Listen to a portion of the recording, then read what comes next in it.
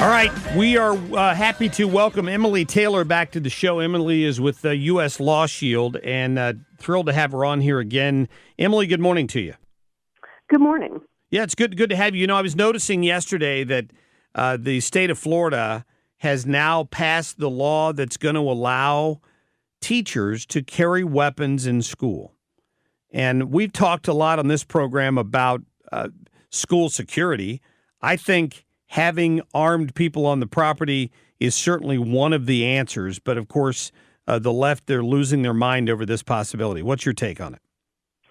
Well, the studies have shown from these school shooters and from these mass shootings that the shooters give up quite easily when they encounter resistance. And that resistance can be armed or it can be unarmed. I mean, we saw tragically in Colorado recently that, you know, a young student there who was unarmed managed to take down the shooter. He lost his life in the process, but think of all the lives that he saved. That's the reality of a school shooting. And if you want to, you know, there is no grand solution that's going to stop these things all at once. We have to put in layers of safety.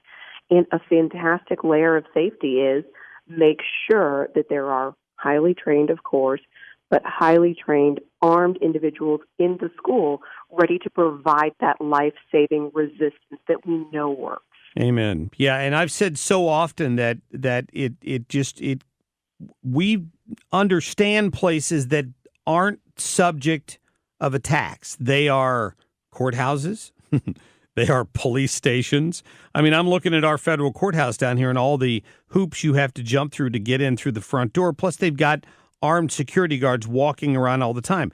Now, I don't expect to turn our schools into prisons, but there are so many more things that our school districts could do, including making it very clear to everyone on the outside that there are people on the inside ready to defend this gun-free zone. Yeah, absolutely. And I like people to think about this like we think about fire safety.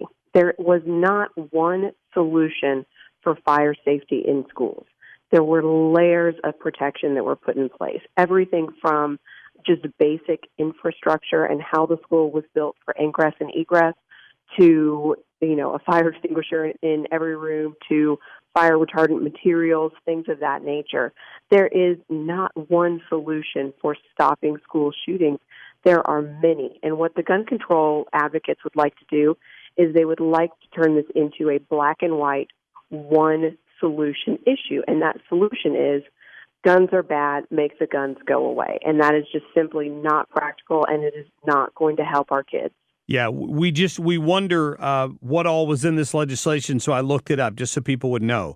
In addition to allowing local school boards to authorize teachers to be armed, it requires, you know, more extensive training than you would get through a regular concealed carry certification. It includes other safety provisions that would demand increased reporting of school safety incidents. And I think this is critical. Because when you look at what happened in Colorado recently, they found out I ran a soundbite the other day with a former classmate of this kid who said a year ago he was in class telling people that every time a pencil dropped on the floor, he was going to start shooting someone. And he would walk around the classroom intentionally dropping pencils. Now, if that's not a red flag to somebody that this kid had some mental health issues, I don't know what else would be. But a year later, he was still in class doing the same things, and nothing was done to him.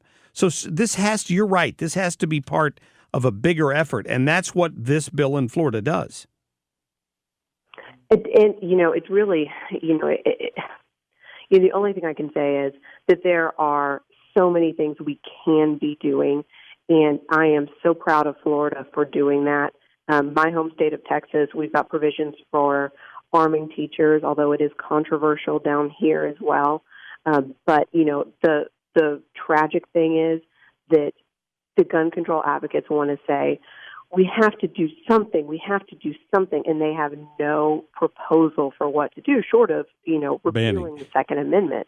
And when these sorts of bills pass, they are very adamant that it is the wrong thing and it's dangerous and it's horrible.